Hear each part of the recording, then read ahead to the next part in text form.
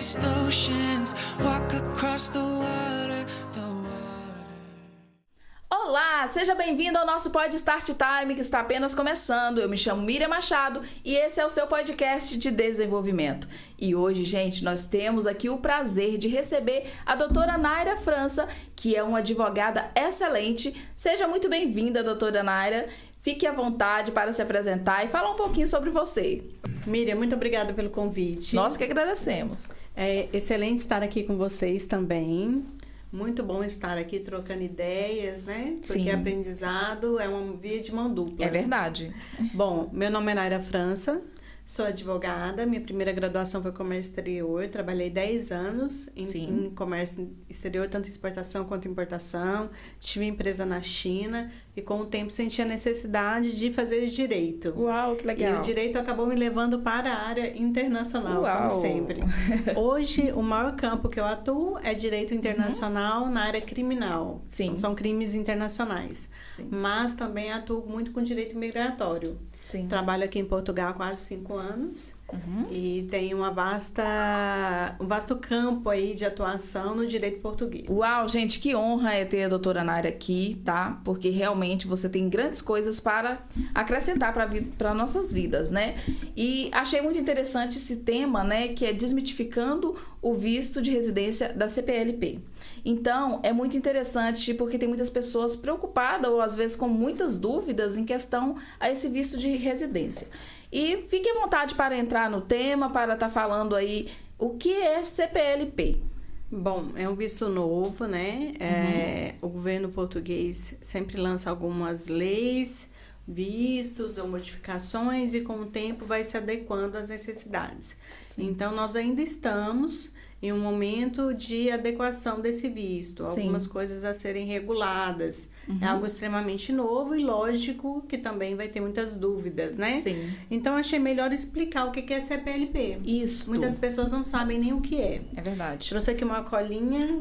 Comunidade dos Países de Língua Portuguesa. Isso é a CPLP. Sim. A CPLP é uma organização internacional formada por países lusóficos, cujo o aprofundamento da amizade mútua e cooperação entre os países de língua portuguesa. É como Sim. se fosse um bloco econômico, porém, na verdade, é uma organização internacional. Ah, que legal. Quais países que estão Isto. na CPLP? Nós temos 9 países. Nós temos Angola, Brasil, Cabo Verde, Guiné-Bissau, Guiné Equatorial, Moçambique, Portugal, São Tomé e Príncipe e Timor-Leste. Agora, nós temos 32 observadores. O que é um observador num acordo desse? Sim. Há algum interesse, seja lá Sim. pela moeda, seja por visto, seja por facilidade de interação de empresas, né, internacionalização das próprias empresas dentro Sim. desse país. Cada país tem o seu interesse particular. Nós não sabemos exatamente qual, mas que há. Esses países são Andorra, Argentina, Canadá, Catar, Chile, Costa do Marfim, Eslováquia, Estados Unidos, Espanha, Geórgia, Grécia, Hungria, Índia, Irlanda, Itália, Japão, Luxemburgo, Ilhas Maurícios, Namíbia, Peru, Reino Unido, Romênia, Senegal, Sérvia, Tchequia, Turquia, Uruguai, Conferência dos Países Ibero-Americanos, G7, OEDP e OEIE.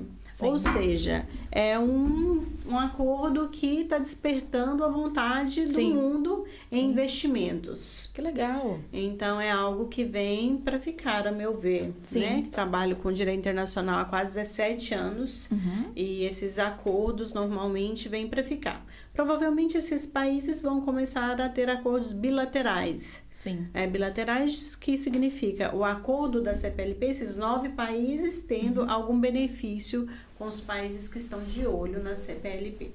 Que Então, interessante. isso é a CPLP. Uau, que legal. Então, o que eu gostaria de saber, na verdade, é quais esse visto está na primeira fase ou ele já avançou? Porque na primeira fase, eu tinha visto até o dia que eu cheguei a verificar, ele ainda estava em primeira fase com algumas restrições para algumas pessoas.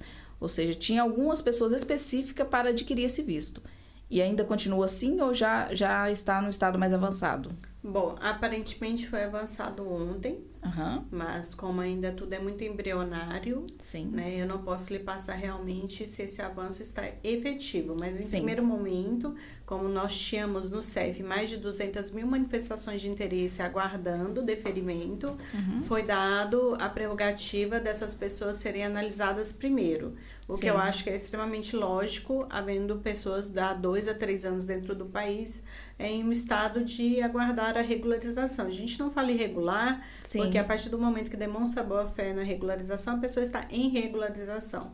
E agora, a priori, eu imagino que muito em breve vai passar a pessoas que estão com manifestação a partir do dia 23, porque até antes era 22 de dezembro. Agora, acho que vai passar para o ano de 23 e logo em seguida todos os cidadãos oriundos de países de língua portuguesa. Olha que legal. Lembrando que cada país de língua portuguesa tem a sua prerrogativa, documentos, formas, métodos, órgãos próprios para analisar a residência dentro de cada país, uma vez que há a soberania de cada país. O que eu gostaria de saber é se esse visto ele é somente para cidadãos que estão morando aqui, que residem aqui, ou também para pessoas que vivem no Brasil e querem imigrar para cá. Como funciona essa questão? O acordo está aberto para os 9 países de língua portuguesa. Sim, então mesmo se esteja na Guiné-Bissau, que esteja na Angola, façam parte da CPLP, está aberto. Ele só vai ter um tempo para ir adequando a cada país, a cada pessoa, a cada sítio, a cada situação, como por agora começamos com a manifestação de interesse por conta da demora e ser mais lógico essas pessoas terem prerrogativa. E, no caso, é a diferença desse visto para uma residência comum? É completamente diferente, apesar de ser igual. É estranho, né? É isso que eu fiquei pensando. Qual a diferença desse visto? O visto, ele gera um cartão, que na verdade é um cartão documental, não é um cartão físico, como existe o da residência legal, que tem um QR Code que vale a pena nos países de língua portuguesa. Vamos supor que você queira ir para a Espanha, você queira ir para a Itália, não há uma regularização no espaço Schengen. O que há regularização no espaço Schengen é a manifestação de interesse. E o que ocorreu? Muitas pessoas que tinham manifestação de interesse em andamento, na ânsia ou na falta de conhecimento, né, não sabendo exatamente por que, aplicaram a CPLP e agora estão restritos à regularização no país de língua portuguesa, que é Portugal. Então, a pessoa que consegue esse visto, não é necessário a residência? Não é necessário residência, mas é restrito unicamente a Portugal, não no espaço Schengen. E o que é esse espaço Schengen? São os 27 países. Porque a língua de... né, vocês já têm todos os códigos para falar, né? Tem a técnica, então eu quero saber é algo tão natural, isso mas que... na verdade não é. Sim, para nós não. Bom, o espaço Schengen são os 27 países componentes da União Europeia. Então, eu como residente, eu tenho residência, estou no meu quarto para 5º ano de residência.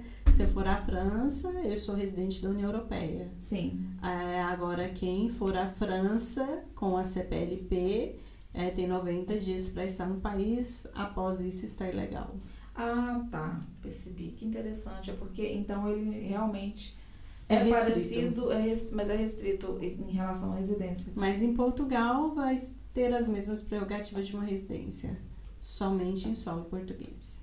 Olha, muito interessante, né? Para as pessoas que querem vir do Brasil e já querem chegar aqui. E como funciona essa questão? As pessoas querem vir do Brasil, geralmente quando vem legal, vêm como turistas, né? Sim, e aí, infelizmente. Aí não é o correto. Não é o correto, mas eu acho que toda gente acaba fazendo isso. Acontece. Infelizmente. Mas por causa dessa dificuldade que tinha de conseguir um visto para cá. Agora pode solicitar desde o Brasil, até mesmo o visto de busca de trabalho, e vir e se regularizar aqui, ou terminar a regularização aqui. Mas nós, como os advogados, a gente nunca indica que seja feita de uma forma escusa ou diferente do que a lei rege. Sim, com certeza. No caso, esse visto sai caro no Brasil? Tem alguma informação sobre isso? Se ele é algo muito absurdo ou ele é acessível para qualquer pessoa? No Brasil ainda creio que não esteja disponível, porque o site Sim. do CEF é criptografado, ele só funciona em território português. Sim. Então imagino que quando abrir para o Brasil, vai Sim. funcionar no Brasil também. Aqui hoje o valor é 15 euros. Olha, é um preço bem acessível. Sim, sai em 72 horas o certificado com QR Code, Sim. que não se transforma em uma residência de Sim. cartão, justamente para deferir, né, para ter uma Sim, diferença ali entre os dois. entre os dois, exatamente. Nossa, e depois que a pessoa já esteve no país, já teve esse visto, ele vai caducar, tem uma data, né? Esse visto ele vem com 1 ano. Uhum. E a priori, pode ser que a lei mude amanhã, você pode renová-lo por mais 5 vezes. Olha que legal. E na medida que vai renovando, é os mesmos critérios da residência?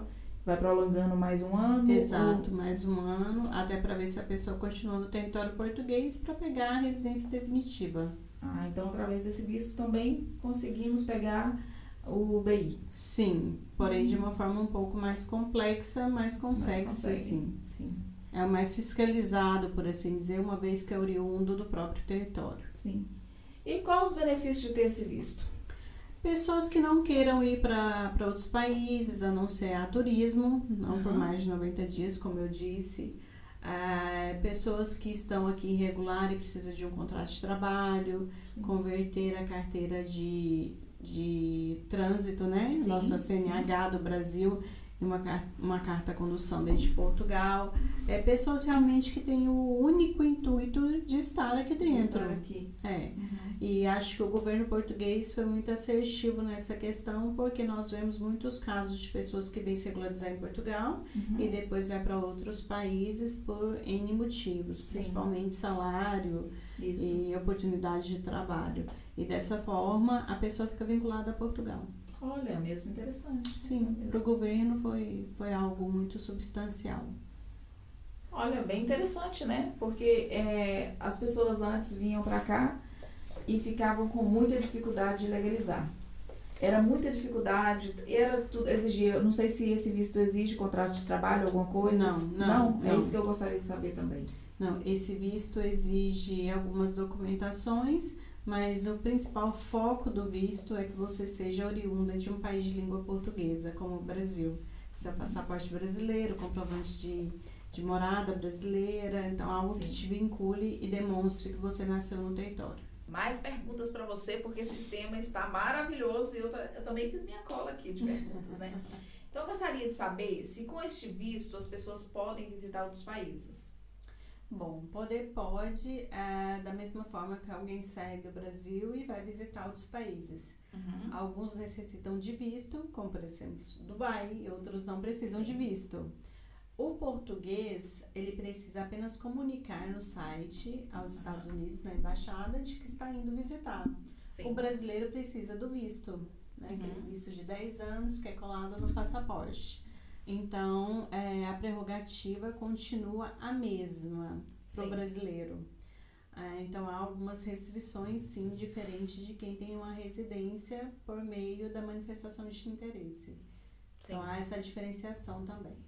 Tá, então no caso, esse visto, por exemplo, se eu tenho esse visto, eu não consigo ir para os Estados Unidos. Com ele, não. Com ele, não. É a mesma burocracia eu tenho que enfrentar. A gente sempre tem que centrar que é CPLP, são vistos dos países de língua portuguesa. Então. Nos países de língua portuguesa, há uma facilidade de ingresso. Qualquer outro país tem que ser analisada a peculiaridade documental para ingresso nesse país. Sim. Muito interessante. É bom saber disso, viu, gente? Vocês que estão achando que vão pegar esse visto aí vai vazar para outros países, não é bem assim a coisa, viu? Vamos ficar atento aí. E também, outra coisa que eu fiquei sabendo é que houve muito cancelamento de residência com o pedido desse visto.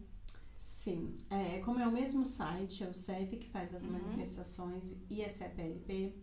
Quem coloca o número da manifestação de interesse, automaticamente os dados da manifestação são puxadas para a CPLP. Sim. E o CEF automaticamente cancela. E aí é impossível voltar a fazer a manifestação de interesse, fica impedido de fazer a manifestação de interesse e é válido unicamente a CPLP. Então, quem está com uma manifestação em andamento vai ter uma ruptura nesse processo e acaba tendo algumas reduções de direito oriundas da CPLP.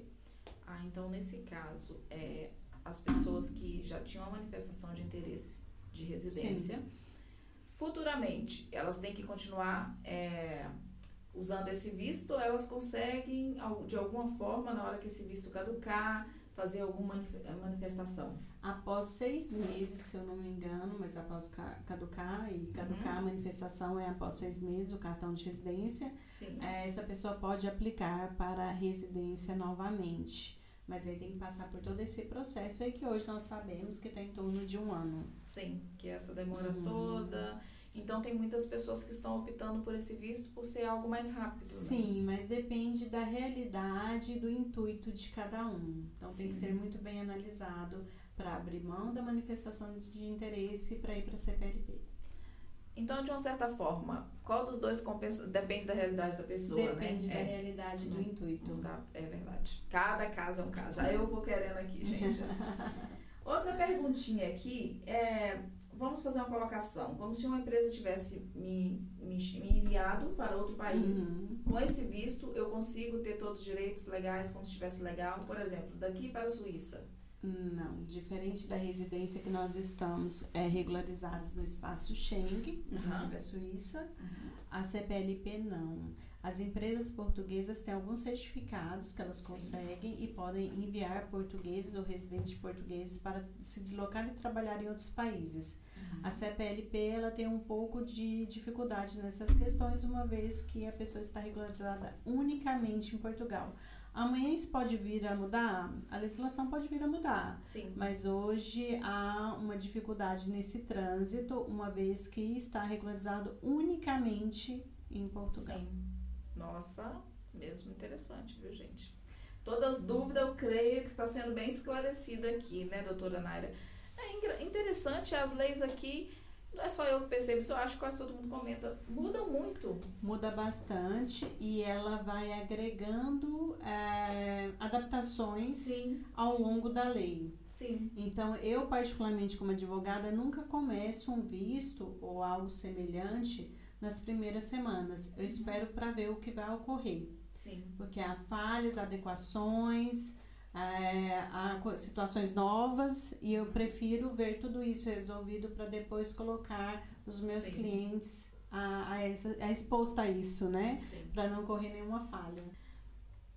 Então é bom saber, porque as pessoas às vezes podem querer ter esse visto ou já obter esse visto e pensar que é um visto, ele também tem alguma amplitude, né, em questão das pessoas poder usufruir de algumas coisas, né? Sim, é bom sempre lembrar que o residente europeu, oriundo de uma residência legal, ele é um residente do espaço Schengen, ele tem prerrogativas, né?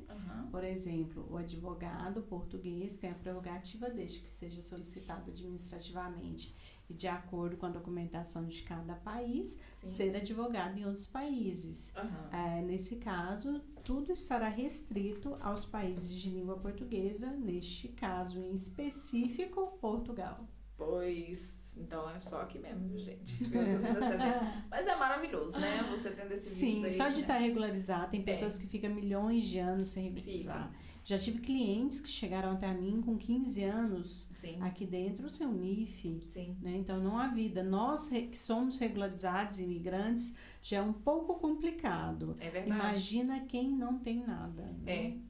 E as pessoas sempre... É um grande desafio quando a gente vem para outro país que a gente está ilegal.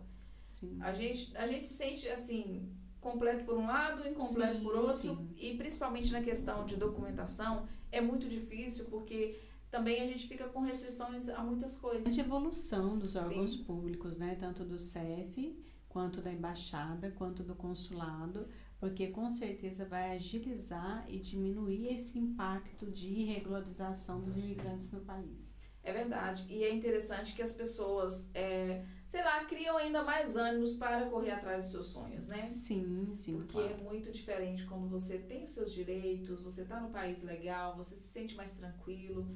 E, sei lá, eu acho que a energia, dá uma energia maior para correr atrás dos sonhos, né? Consegue discernir quem tem boa fé e má fé. Quem tem boa fé vai se regularizar. Quem tem má fé, com certeza o governo vai bater em cima. É verdade. Isso é muito bom também, né? Olha, não tinha pensado por esse lado, é verdade. A outra questão que eu gostaria de saber é se vocês têm alguma previsão, assim, se vocês que têm mais informações, se tem alguma previsão de quando essa lei entra em vigor no Brasil. Não, tudo depende do órgão público, do tempo e da análise interna. E logo em seguida é passado para nós, mas não com uma diferenciação de tempo muito grande do que é passado para a população.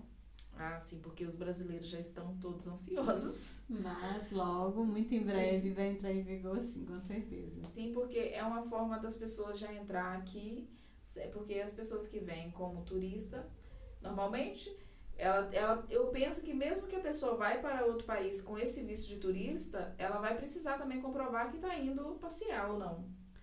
Na verdade, assim, vai ter um critério documental, como, por exemplo, antecedentes criminais, questões financeiras, questões de idoneidade, o que faz o próprio país fazer já um filtro dessa pessoa que está entrando aqui. Então, é um controle muito maior de forma legalizada, que é o principal. O que todo advogado adora é uma regularização certa. Ótimo. Isso é ótimo para vocês. E também eu acho que para o mundo também, né? Sim. Porque tudo feito da forma legal, né? É o que é necessário. Se tudo fosse feito de uma forma legal, não existia tanta coisa ruim por aí. Tem que ter, né? Tem que ser aplicada a justiça, um filtro, justamente para que tudo corra da melhor forma possível. Sim, fantástico. Então, tem pessoas que estão... algumas pessoas me perguntaram na internet sobre esse visto, na questão... Será que quando a gente vai para um país, a gente tem que levar aquele dinheiro? A pessoa quer vir para trabalhar, né? E ela quer vir legal. Ela não quer estar aqui ilegal. E dar uma segurança maior para a pessoa passar na imigração e tal. Sim, até para arrumar trabalho, né? Já vai estar regularizado. Mas a questão de trazer dinheiro é interessante porque o governo também não quer arcar com dívidas de países oriundos ou alheios, né, a Portugal.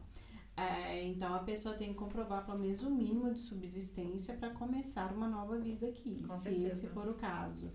Porque seria muito oneroso para o governo português ter que assumir alimentação, escola, estadia e N coisas dessa pessoa. Claro. Então, isso não quer dizer que o governo vai abraçar financeiramente essas pessoas. E também não quer dizer que essa pessoa vai passar com esse visto e não vai haver uma fiscalização do que ela vem fazer no país. Exatamente. Porque às vezes ter um visto na mão é uma questão de segurança para a pessoa estar legal no país. Tem que ter local para residir, seja um Airbnb, seja um hotel, seja a casa de alguém através de uma carta convite, mas toda a documentação tem que ser comprovada de que essa pessoa tem autossubsistência e não vai ser responsável pelo governo português fazer essa autossubsistência.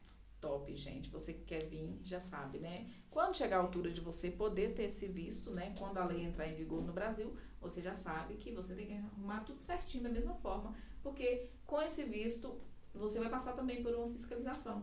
Seguro-saúde e tudo mais. Seguro de saúde, tudo certinho, gente. Não dá pra vir só com visto, malinha e mochilinha nas costas, tá? Venham preparados, porque Portugal, como qualquer outro país, né? Nós temos que estar preparados para uma vida nova, como você mesmo disse, né? Pra gente. Tudo tem que ser organizado. Tudo tem que ser muito bem organizado. Minha querida, uma pergunta bem particular para você. Me diz lá, qual o grande desafio de ser um advogado em Portugal? Bom, eu enfrentei tantos desafios. Hoje eu vivo uma vida muito confortável na advocacia. Que bom. Eu acho que eu atingi o ápice da minha profissão e espero atingir mais, sendo surpreendida. Mas hoje eu sou especialista em 6 áreas, mestre em uma, estou fazendo doutoramento, tenho 2 graduações, tenho 6 escritórios, tenho mais 3 empresas, então tenho 9 empresas. Sim. E acho que o principal foi vencer as diferenças jurídicas, porque Sim. pode parecer muito similar, até porque o nosso direito português foi o berço do direito Sim. brasileiro, né? Francês, português e brasileiro, mas há inúmeras diferenciações, inclusive na prática. No Brasil eu uso toga apenas para fazer sustentação oral em segunda instância ou supremos, né?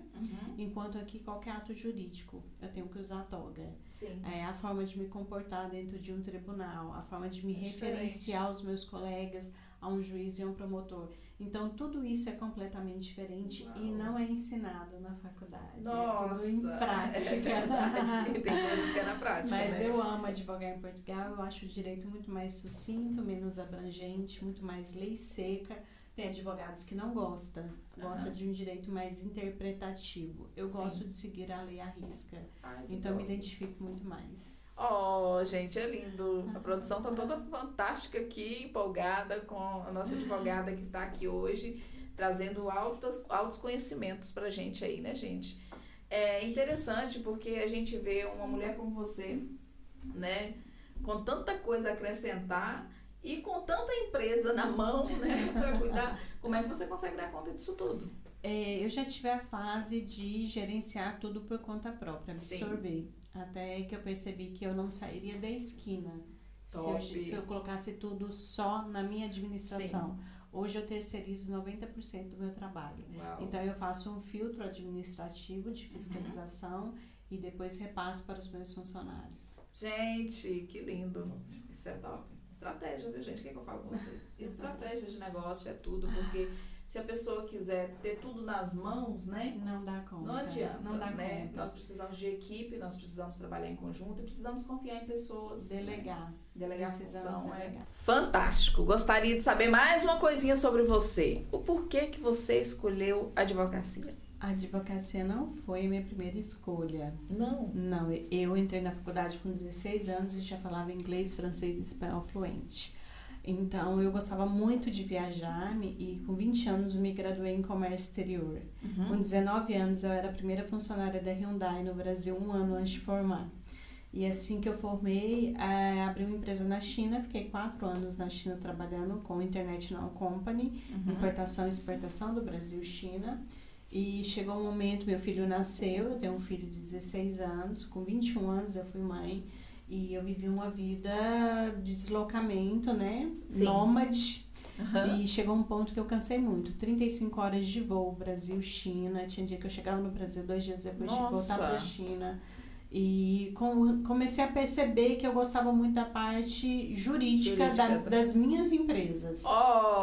E cansei um pouco do comércio exterior e fui para faculdade de novo, vou fazer 5 anos de universidade. Coragem, que top! Que inspiração, viu? Acabei fechando as 2 tradings, que eu tinha uma no Brasil e outra na China. Fui ser estagiária, ganhava na época, isso em 2011, 40 mil reais, que é um salário substancial para o Brasil na época. Foi ganhar 800 euros para ser estagiária. Nossa. 800 reais. 800 reais para ser estagiária. E fiquei 2 anos sendo estagiária, depois fui contratada para outras empresas. Me afeiçoei muito ao direito. Faltando 1 ano para me formar no 4º ano de faculdade, passei em direito, porque eu fiz aquela prova teste e acabei sendo aprovada 1 ano antes de formar. Formei, comecei a atuar, fazer as minhas especializações, vim para Portugal sozinha, não tenho família aqui, só tenho amigos, e logo comecei a deslanchar aqui e estou aqui até hoje há 5 anos. Gente, que inspiração fantástica para você que está aí pensando que já é tarde para você correr atrás daquilo que você gosta, que você já fez alguma coisa e não deu certo, ou que você não identificou muito bem. Veja a história dessa mulher, gente, que fantástico. Mas só para abrir um parêntese, hoje eu ainda tenho 3 empresas de comércio exterior que eu abri posteriormente. Meu Deus, gente, o que eu tô fazendo aqui, Senhor? Não, mas é interessante ouvir isso, eu amo ouvir histórias assim, porque nós superamos a nossa própria expectativa. Há momentos que a gente pensa assim que isso aqui tá bom, né? Mas quando a gente quer, a gente consegue ir mais além. Quando a gente luta, coloca Deus na frente, a gente consegue sempre. Não existe limites. Né? Não existe limites. Amo essa palavra. Não existe limite para quem quer, minha gente, tá bem? Gente, que podcast maravilhoso! E eu tenho certeza que você está em casa aprendendo bastante, né? Mas ainda tem uma perguntinha aqui para fechar com chave de ouro. Gostaria que você falasse um pouquinho sobre as suas especializações. O que eu mais tenho é especialização. Eu sei disso. E não é só uma, é as suas. São Vamos muitas. Lá. Sou especializada em Direito Civil do Brasil, Processo Civil, Direito Penal, Processo Penal, Uau. Constitucional do Brasil, Direito Civil Português, sou mestre. Sou também Comércio Exterior, que fiz em Dubai, então fiz na área de contratos internacionais. Top. Também sou perfumólatra, por isso que Meu eu tenho perfume Deus. da minha marca. Maravilhosa! Eu estudo perfumes há alguns anos e agora lancei na minha marca, na MF, os perfumes. Da onde vendo óculos, bolsas, Sim, sapatos eu vi sua também. marca, fantástica. E na área de comércio exterior eu faço gestão e compliance de comércio e também faço trader, que é a intervenção contratual de uma ponta a outra no comércio exterior de importação e exportação. Trabalho mais com commodities, gemas, ouro, diamante, minério, mais essas questões. Então, basicamente é isso. Meu Deus, gente, quantas especializações, né? Olha, fantástico. E é muito bom saber disso, porque eu já vi que você atua em várias áreas. Precisou, você já sabe que tem uma mulher fantástica aqui que pode te ajudar de várias formas, né? Doutora Naira, muito obrigada. Foi um prazer enorme estar aqui com você. Gostaria que você falasse aí onde as pessoas te encontram nas suas redes sociais, desse o seu @ aí pra gente estar divulgando. Tem meu Instagram, que é DRA, que é doutora, né? _ Naira com Y, Franca, de Naira França. Isso. Vou deixar gravado aqui embaixo, tá bem? Vou colocar aqui na legenda, tá bom, gente? Doutora Naira, muito obrigada pela sua participação. Que venha os próximos podcasts com você. Nós teremos muito tema aí para ser abordado. Estarei disponível. Ai, nós agradecemos. E até o próximo podcast. Não se esqueça de inscrever no canal e ativar os sininhos de notificação. Tchau! If you believe you can move the highest mountains, cross the greatest oceans, walk across the water.